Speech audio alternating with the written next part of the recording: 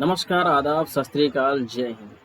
तो दोस्तों, कैसे हैं? उम्मीद करते हैं कि आप स्वस्थ होंगे, मस्त होंगे और अपने पढ़ाई में व्यस्त होंगे।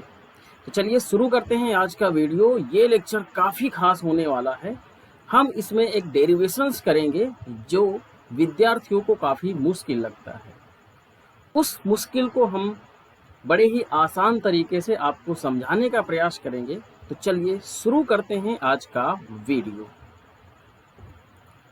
हेडिंग डालिएगा प्यारे विद्यार्थियों, विद्युत द्विध्रुव की निरक्ष पर उपस्थित किसी बिंदु पर विद्युत क्षेत्र की तीव्रता का परिकलन।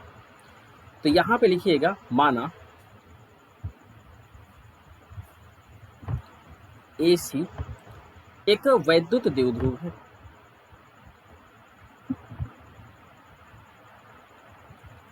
AC एक वैद्युत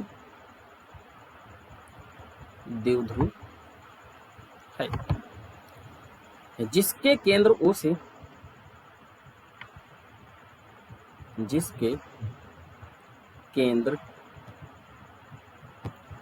O से निरक्ष के अनुदिश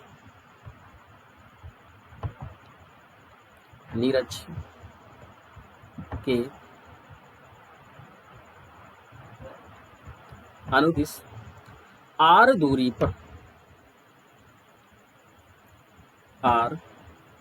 दूरी पर एक बिंदु P उपस्थित है। एक बिंदु P उपस्थित है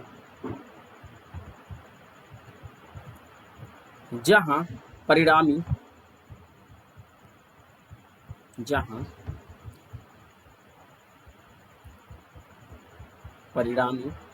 विद्युत क्षेत्र की तीव्रता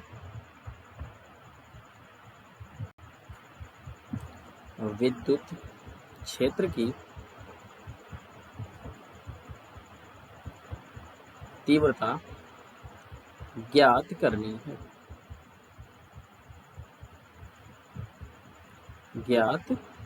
है। आपको इसी तरीके से बोर्ड एग्जाम में लिखना है। आइए हम समझते हैं। यहाँ पे चित्र देखिएगा और ये चित्र इसमें बनेगा। ठीक है, ये चित्र कई विद्यार्थियों को मुश्किल लगता है। तो आइए हम क्या करते हैं, लिखते जाएंगे और साथ में हम चित्र को बनाते जाएंगे। क्लियर है? तो हमने क्या माना है कि AC एक वैद्युत द्विध्रुव माना है। तो हम क्या करेंगे, यहाँ पे समझिएगा।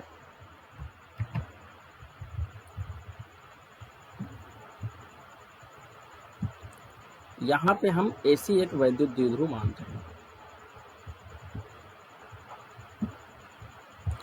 जिसका केंद्र O है और इस केंद्र से R दूरी पर एक बिंदु P उपस्थित है। इसके केंद्र O से R दूरी पर एक बिंदु P उपस्थित है। क्या ये बात क्लियर है? अच्छा, अगली बात यहाँ पे समझिएगा। इस वाले को हम क्या मान लेते हैं, यहाँ पे हम -Q आवेश मान लेते हैं और इसको हम +Q बना देते हैं। जैसे कि यहाँ पे इसको -Q और इसको +Q बनाया गया है। क्लियर है प्यारे विद्यार्थियों? अब क्या है कि यहाँ पे देखो, A से लेके O तक की जो बीच की दूरी है वो A है। तो यहाँ से यहाँ तक की, मतलब A से ये यहाँ से यहाँ तक की दूरी A है और A से लेके C तक की जो दूरी है वो भी आपकी A है। क्या ये बात क्लियर है? टोटल जो दूरी होती है वैद्युत द्विध्रुव को, आपको पता है कि हम 2A मानते हैं। क्या मानते हैं भैया? 2A मानते हैं। क्या ये बात क्लियर है? अब आप समझिएगा, हम चीजों को लिखते जाएंगे और उसके अकॉर्डिंग चित्र बनाते जाएंगे। क्लियर है प्यारे विद्यार्थियों? ताकि आपको ये चित्र जो है समझ में आ जाए। क्लियर है? हम क्या कर लेते हैं, यहाँ पे देखो, इसको 1 बना लेते हैं। ये जहाँ 2 लिखा है इसको 1 कर लेते हैं और इसको 2 कर लेते हैं। यहाँ पे ये ध्यान रखिएगा, यहाँ पे ये वाला 2 है और ये 1 है। क्लियर है? ठीक है, इतनी चीजें हमने कर ली। ये जो यहाँ पे दिया है, अब क्या करते हैं, हम यहाँ पे लिखते जाएंगे। ठीक है, यहाँ पे और लिखते जाएंगे और चित्र को बनाते जाएंगे। क्लियर है? तो यहाँ पे हम लिखेंगे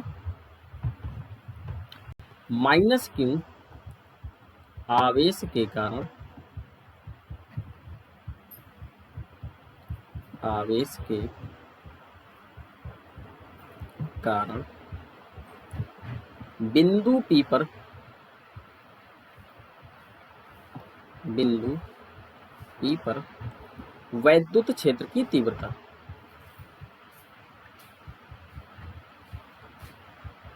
वैद्युत क्षेत्र की तीव्रता, इतनी बातें लिख लेंगे। अब यहाँ पे ध्यान से समझिएगा, माइनस क्यू ये है, इससे हम क्या करेंगे, यहाँ पे P पर देखेंगे। तो जिस आवेश से हम देखते हैं, ठीक है, तो उस आवेश से P की दूरी निकालते हैं। तो हम क्या करेंगे, इसको यहाँ से ये इस तरीके से जोड़ देंगे। क्या ये बात क्लियर है? जैसे कि इसमें हमने क्या किया, यहाँ से इसको ये जोड़ दिया। क्यों? क्योंकि हमको इसके बीच की दूरी चाहिए। जिस आवेश से आप देखेंगे, जैसे समझिएगा, हमने क्या लिखा है, माइनस क्यू आवेश के कारण बिंदु P पर वैद्युत क्षेत्र की तीव्रता। तो हम क्या करेंगे, माइनस क्यू से लेके P तक के बीच की दूरी निकालेंगे। ठीक है, तो इसको हम क्या करेंगे, यहाँ तक जोड़ दिए। क्लियर है? ये हमने जोड़ दिया। इतनी बात क्लियर है?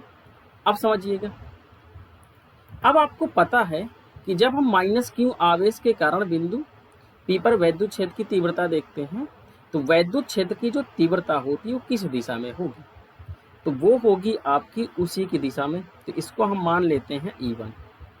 ठीक है, तो ये वाली जो है, इसको हमने क्या मान लिया है, E1, क्योंकि इसके पास आएगी। क्लियर है? तो यहाँ हम लिखेंगे वेक्टर E1 बराबर, तो ये होगा KQ अपान। ठीक है, अब ध्यान से समझिएगा, यहाँ पे दूरी क्या होगी, A से P। ठीक है, तो यहाँ हम लिखेंगे AP का स्क्वायर। क्या लिखेंगे भैया, AP का स्क्वायर। दिशा क्या होगी, दिशा होगी P से A। क्लियर है? देखो दिशा क्या होगी, P से A। यहाँ लिखेंगे P से A। ये हमने क्या दिखा दिया, दिशा दिखा दिया। क्लियर है? अब एक बात यहाँ पे समझिएगा, आपको ये वाली यहाँ से जो दूरी है ये नहीं दे रखा है। तो यहाँ पे देखो एक त्रिभुज बन रहा है। क्या बन रहा है, त्रिभुज बन रहा है। ठीक है, ये 90 डिग्री है, इसको हम थीटा मान लेते हैं। क्या मान लेते हैं भैया, थीटा मान लेते हैं। क्या ये बात क्लियर है? अब इसमें हम क्या करेंगे, ये एक समकोण त्रिभुज बन रहा है, इसमें हम पाइथागोरस प्रमेय लगाएंगे। पाइथागोरस प्रमेय के अकॉर्डिंग हम AP का मान निकाल लेंगे। क्लियर है? देखो यहाँ से यहाँ तक की दूरी A है, यहाँ से यहाँ तक की दूरी R है। क्लियर है? तो यहाँ पे हम लिखेंगे, क्या लिखेंगे, चूंकि त्रिभुज, कौन सा त्रिभुज है, ये वाला, देखो APO, त्रिभुज APO, APO में। क्लियर है? क्या होगा, देखो ये आपका क्या है, ये कर्ण है, ये थीटा के सामने वाली भुजा लंब है, और ये आधार है। तो पाइथागोरस प्रमेय इसमें लगेगा। तो मैं डायरेक्टली लगा रहा हूँ, ये आप जो है अच्छी स्थिति वगैरह में कर चुके हैं। तो ये हो जाएगा AP का स्क्वायर, यानी कर्ण पर बना वर्ग। ठीक है, और ये हो जाएगा AO का स्क्वायर, आधार पर बना वर्ग, AO का स्क्वायर प्लस OP पर का स्क्वायर, यानी कि ये लंब है। तो यहाँ हो जाएगा OP का स्क्वायर। क्लियर है? अब ध्यान समझिएगा, AP का स्क्वायर, AO कितना है A, और OP कितना है आपके पास R। ठीक है, तो यहाँ पे हो जाएगा AP का स्क्वायर बराबर AO कितना है A, तो हो जाएगा A का स्क्वायर, और OP कितना है, OP है आपका R, तो हो जाएगा R का स्क्वायर। क्या ये बात आपको समझ में आ गई? ठीक है। अब हम क्या करेंगे, यहाँ रख देंगे, लिखेंगे वेक्टर E1 बराबर KQ upon A square plus R square, और दिशा क्या होगी भाई, P से A की दिशा। क्या ये बात आपको समझ में आ गई? ठीक है। अब हम क्या करेंगे, इसी प्रकार हम क्या करेंगे समझिएगा। जब हम प्लस Q आवेश के कारण बिंदु P पर वैद्युत क्षेत्र की तीव्रता निकालेंगे, क्या करेंगे, ठीक है, यहाँ पे लिखेंगे, समझिएगा, लिखो। चलो नेक्स्ट पेज में करते हैं। प्लस Q आवेश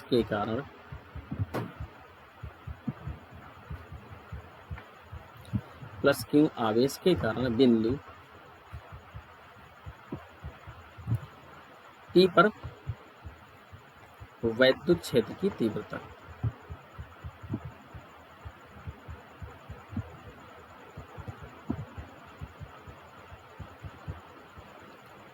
क्लियर है प्यारे विद्यार्थियों? अच्छा, अब यहाँ हमें क्या होगा, अब इसके बीच की दूरी चाहिए, तो इसको हम क्या कर देंगे, जोड़ देंगे,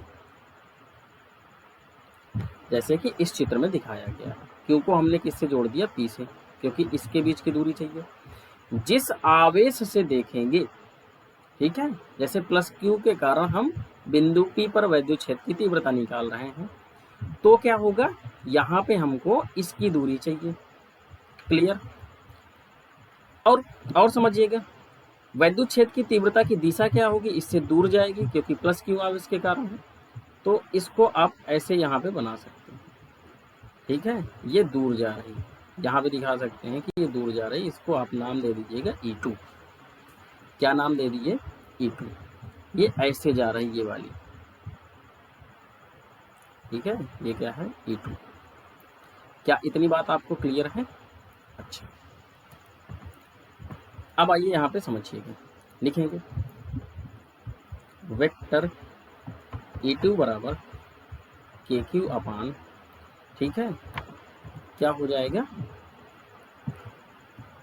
PC, ठीक है, या CP या PC कह सकते हैं। तो यहाँ हो जाएगा CP का स्क्वायर, और दिशा क्या होगी भाई, ये इससे दूर जा रहा है, तो C से P, क्या होगा, C से P।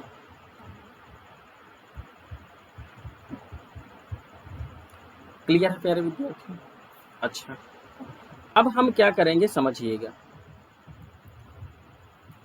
ये दूरी हमको चाहिए और ये दूरी आपको दिया नहीं है, तो हम क्या करेंगे, ये जो त्रिभुज है, इस त्रिभुज में पाइथागोरस प्रमेय लगा देंगे। ठीक है, त्रिभुज कौन सा, POC में, यहाँ लिखेंगे, चूंकि त्रिभुज POC,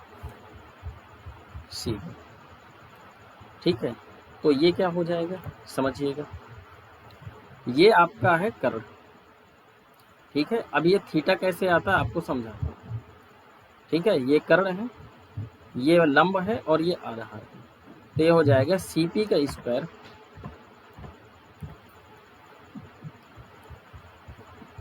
बराबर, ठीक है, OC का स्क्वायर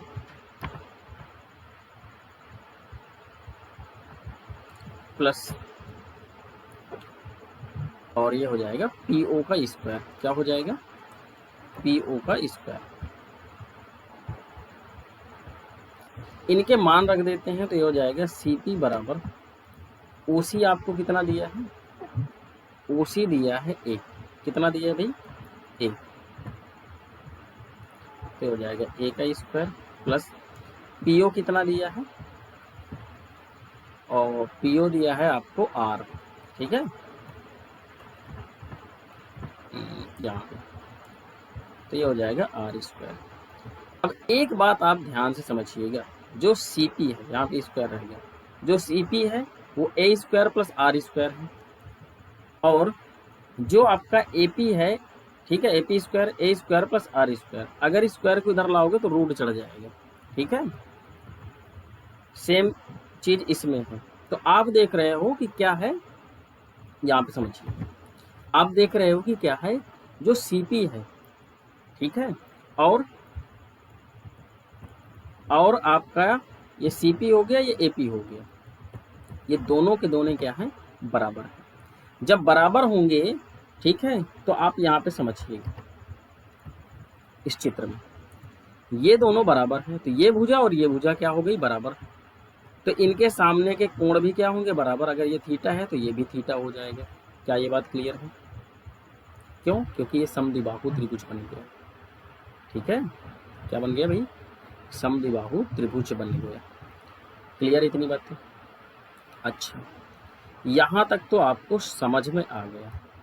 अब आपको लिखना है यहाँ पे, ठीक है, मान रख दीजिएगा, तो हो जाएगा वेक्टर E2 बराबर KQ अपान, ठीक है, CP स्क्वायर की जगह हम क्या लिखेंगे, A square plus R square. दिशा क्या होगी, C से P दिशा। क्लियर है? आगे समझिएगा। अब हम क्या निकालेंगे, यहाँ पे लिखेंगे अतः बिंदु P पर, अतः बिंदु P पर। अब एक बात यहाँ पे आप नोटिस कीजिएगा कि देखो E2 भी आपका KQ upon A square plus R square है, और जो E1 है वो भी KQ upon A square plus R square है। तो ये क्या है, परिमाण में सेम है, ठीक है। तो आप इनको लिख सकते हो E1, ठीक है। ये मॉड के अंदर परिमाण दिखाया जाता है। E1 बराबर है E2 के। किसके बराबर है? E2 के। E1 और E2 दोनों क्या है, KQ upon A square plus R square. क्या ये बात आपको समझ में आई? ठीक है। और भी आगे हम चीजें लिखते हैं, फिर आपको समझाते हैं चित्र के अकॉर्डिंग, ठीक है। यहां लिखेंगे अतः स्पष्ट है कि, स्पष्ट है कि बिंदु P पर, बिंदु P पर वैद्युत क्षेत्र की तीव्रताओं के, वैद्युत क्षेत्र की तीव्रताओं पर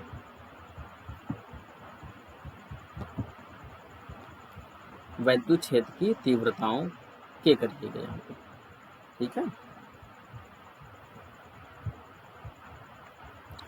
वैद्युत क्षेत्र की तीव्रताओं के मान परस्पर के मान परस्पर क्या है, समान प्राप्त होते हैं, समान प्राप्त होते हैं, ठीक है। दोनों मान क्या है, बराबर मिल रहे हैं। जब बराबर मिलेंगे तो क्या लिखेंगे, लिखेंगे अतः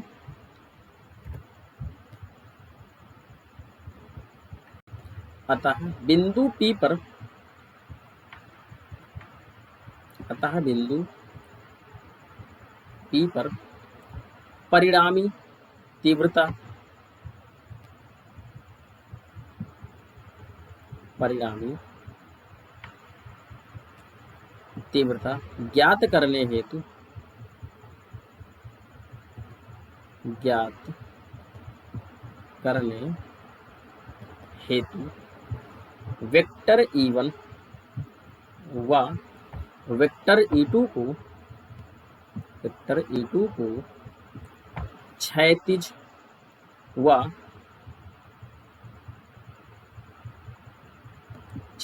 व ऊर्ध्वाधर घटकों में वियोजित करते हैं,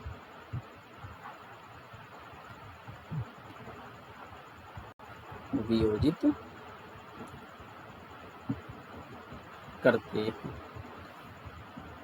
ठीक है।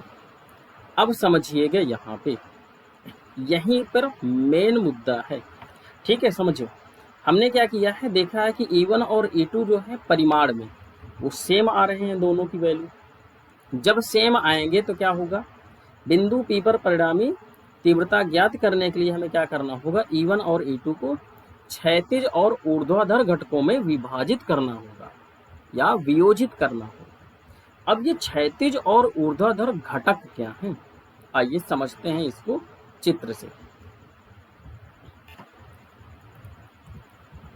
तो यहाँ पे समझो क्या है, ये आपका E2 था, ठीक है।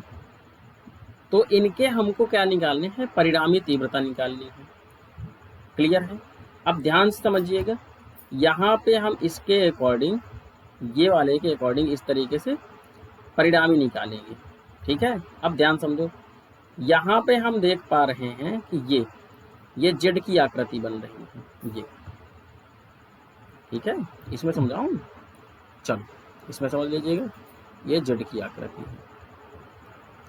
और जहां जेड की आकृति होती है तो आपको पता है, यानी तिर्यक रेखा, इसको बोलते हैं एकांतर कोण। तो जो अगर ये थीटा है तो ये भी थीटा होगा, ठीक है।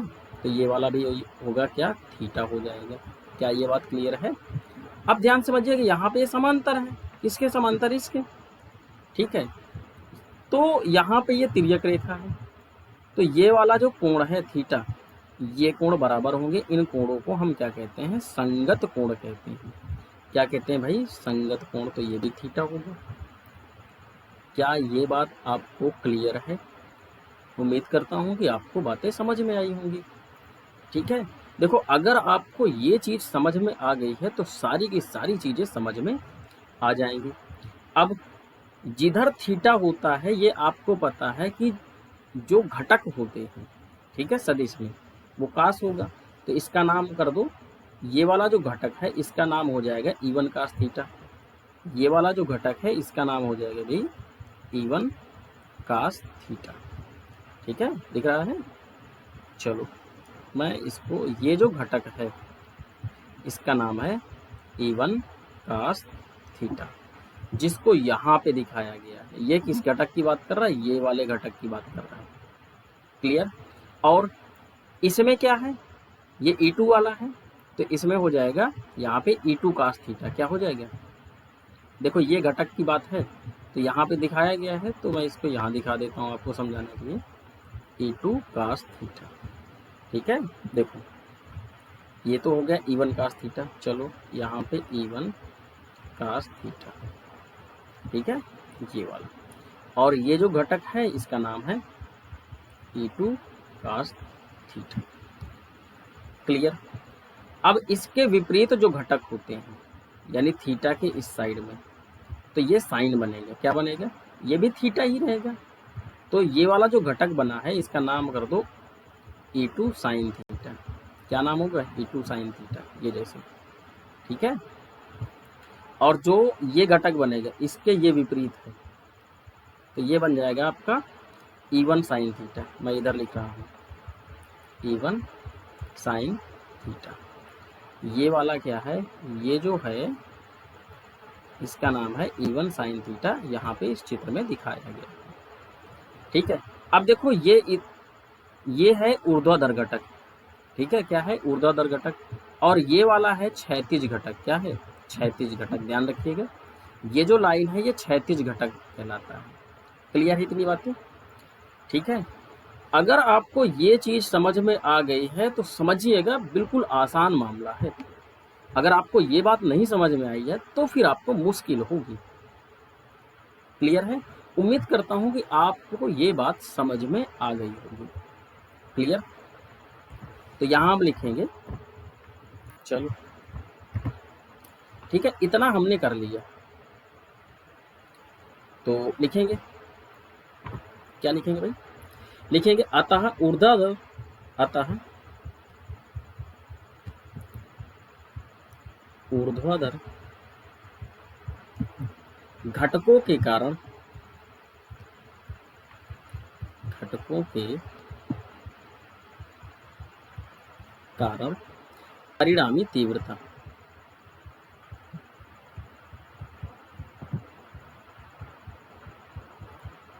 जो ऊर्ध्वाधर घटक है उसका परिणामी तीव्रता देखेंगे। ठीक है, तो मतलब इसको देखो, ये आपके ऊर्ध्वाधर घटक हैं E2 sin थीटा और E1 sin थीटा। क्लियर है प्यारे विद्यार्थियों? इनको, इन घटकों को हम क्या कहते हैं? ऊर्ध्वाधर घटक कहते हैं। क्लियर? तो यहाँ लिखेंगे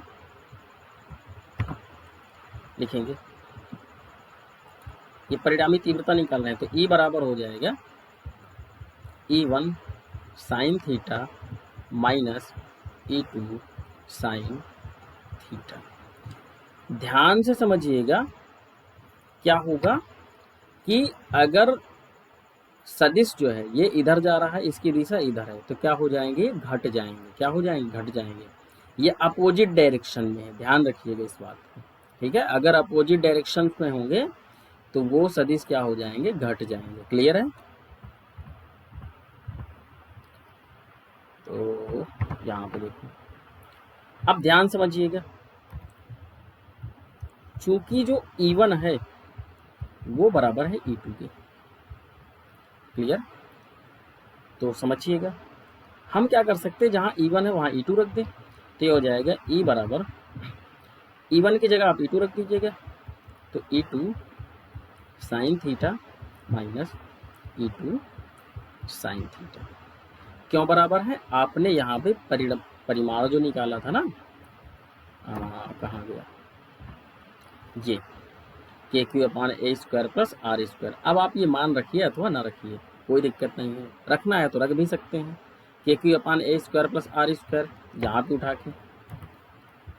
ठीक है, या फिर सीधा सीधा ये कर दीजिएगा, बिल्कुल आसान समझिएगा। तो क्या हो जाएंगे? कट जाएंगे, घट जाएंगे, तो E बराबर क्या हो जाएगा? 0, क्योंकि देखो E2 sin थीटा है, यहाँ पे भी E2 sin थीटा है। क्या ये बात आपको क्लियर है? ठीक है, अब इसकी हम क्या करेंगे? भाषा लिखेंगे। क्या भाषा लिखेंगे? आइए लिखते हैं, क्या भाषा है। चलो लिखेंगे, अतः स्पष्ट है,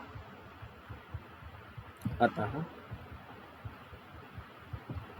स्पष्ट है कि बिंदु P पर, बिंदु P पर वैद्युत क्षेत्र की तीव्रता के, वैद्युत क्षेत्र की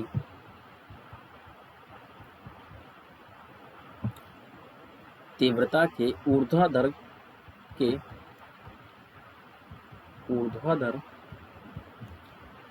घटक परिमाण में, घटक परिमाण में क्या है? समान, समान है, परंतु दिशा में विपरीत, परंतु दिशा में विपरीत होने के कारण, होने, नेक्स्ट पेज में कर लेते हैं, के कारण एक दूसरे के प्रभाव को, एक दूसरे के प्रभाव को क्या कर देते हैं? निरस्त कर देते हैं, को निरस्त कर देते हैं।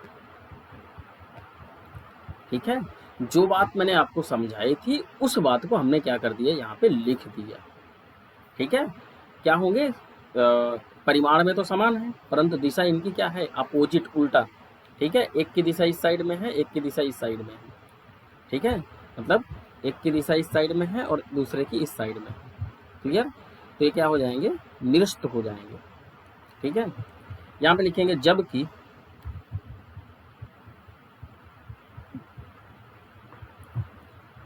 जबकि क्षैतिज घटक,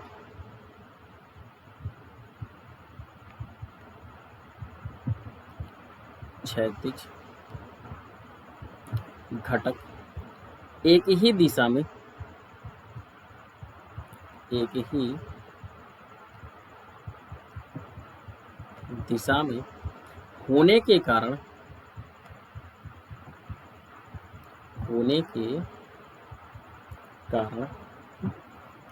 जुड़ जाते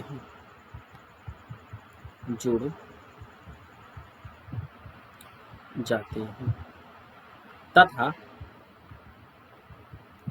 परिणामी तीव्रता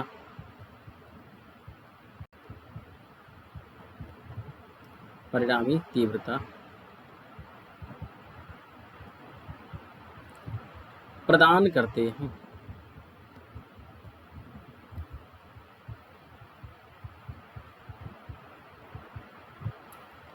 अतः परिणामी तीव्रता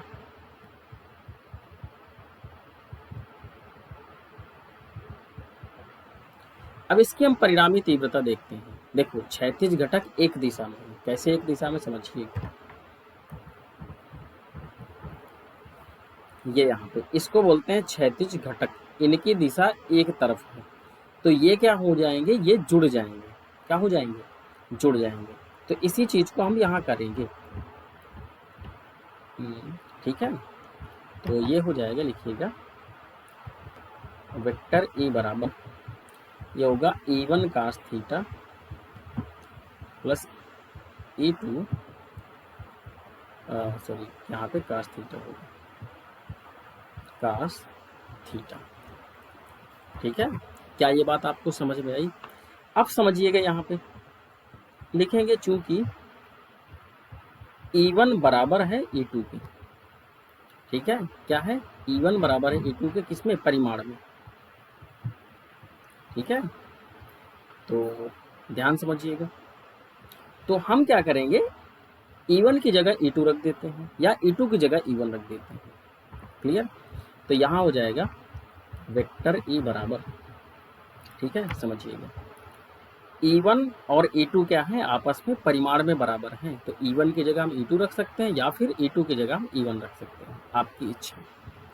ठीक है, तो हम क्या कर रहे हैं, E2 की जगह E1 रख देते हैं। तो यहाँ हो जाएगा E1 cos theta plus E2 की जगह E1 cos थीटा। अब ये E1 cos थीटा जुड़ जाएंगे। तो वेक्टर E बराबर ये हो जाएगा 2E1 cos थीटा। क्या ये बात आपको समझ में आ गई? अब ध्यान से समझिएगा, हमारे पास क्या था, E1 की वैल्यू थी KQ upon A square plus R square. ठीक है, मान रख देते हैं। तो ये हो जाएगा E बराबर 2, E1 की जगह आ जाएगा KQ cos theta upon A square plus R square. क्या ये बात आपको समझ में आ गई? क्लियर? यहाँ पे समझिएगा। अब यहाँ पे क्या है, cos थीटा समस्या खड़ी कर रहा है। ठीक है, तो हम क्या करेंगे, cos थीटा का मान निकालेंगे। कैसे निकालेंगे, वो चित्र के अकॉर्डिंग ही निकालेंगे। तो आइए चित्र में, ये चित्र है। ठीक है, तो हमें क्या करना है, cos थीटा का मान निकालना है। तो हम क्या करेंगे, देखेंगे, पहले समझिएगा यहाँ पे cos थीटा का क्या है। तो हम यहाँ पे ले लेते हैं त्रिभुज AOP।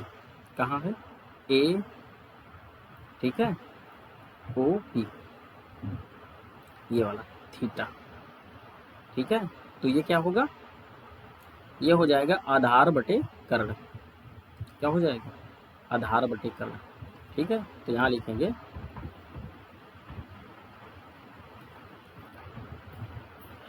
चूंकि त्रिभुज AOP से, ठीक है, त्रिभुज AOP से cos थीटा बराबर आधार बटे कर्ण। अब आपका आधार क्या है, आइए समझते हैं। आधार है आपका A और कर्ण क्या है, कर्ण आप क्या निकाले हो, AP वाली दूरी, ये निकला था A square plus R square. ठीक है,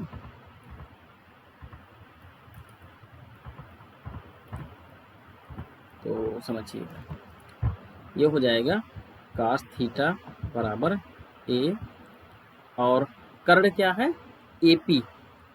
एपी समझिएगा, आपने एपी स्क्वायर निकाला था, क्या निकाला था, A square plus R square. यहाँ पे एपी रहेगा, स्क्वायर नहीं है, तो क्या करना पड़ेगा, हमें एपी निकालना है, तो ये रूट में चला जाएगा, A square plus R square, ये बात ध्यान रखिएगा। तो यहाँ आ जाएगा root A square plus R square. Clear है, इसको आप समीकरण ए मान सकते हैं। क्लियर है इतनी बातें। आइए इसको नेक्स्ट पेज में करते हैं। यहाँ लिखेंगे कास थीटा का मान समीकरण ए में रखने पर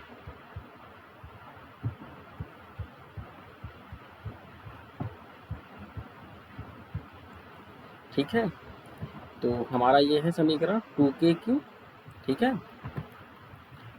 तो E बराबर होगा 2k/q अपान ये, और कास थीटा का मान रख देंगे यहाँ पे a upon under root R square plus A square, और ये वाला मान कितना था, A square plus R square, ठीक है। यहाँ गुणा लगा दीजिए अगर लगाना है तो E बराबर हो जाएगा, समझिएगा।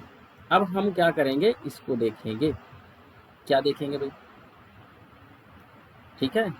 जो भी रूट में होती है, ए स्क्वायर है प्लस आर स्क्वायर है, ये रूट को हम ऐसे भी लिख सकते हैं कि ए स्क्वायर प्लस आर स्क्वायर की पावर 1/2, ठीक है। रूट से हटा के क्या लिख सकते हैं, यहाँ लिख सकते हैं 1/2, तो हम यही करेंगे। तो हो जाएगा 2k/q अपान, देखो इसकी पावर में कितना है, ये 1 है, इसको हम लिख सकते हैं, देखो समझिएगा, ए स्क्वायर प्लस आर स्क्वायर, इसकी पावर में 1 है, और यहाँ इसको हम लिख सकते हैं ए स्क्वायर प्लस आर स्क्वायर की पावर 1/2, ठीक है। रूट से हटा के 1/2, ये और ये दोनों सेम है, गुणे में घाते जुड़ते हैं, तो E बराबर हो जाएगा, क्या हो जाएगा, 2k/q upon A square plus R square, ठीक है। 2 1 कम 2, यहाँ समझिएगा 1 + 1/2, ये भिन्न बन गई, तो हो जाएगा, क्या हो जाएगा, यहाँ समझो नीचे ये 2 2 1 कम 2 और 1 1 कम 1, तो हो जाएगा 3/2, कितना हो जाएगा, 3/2। समझ में आई, घबराना नहीं, ठीक है, 3/2।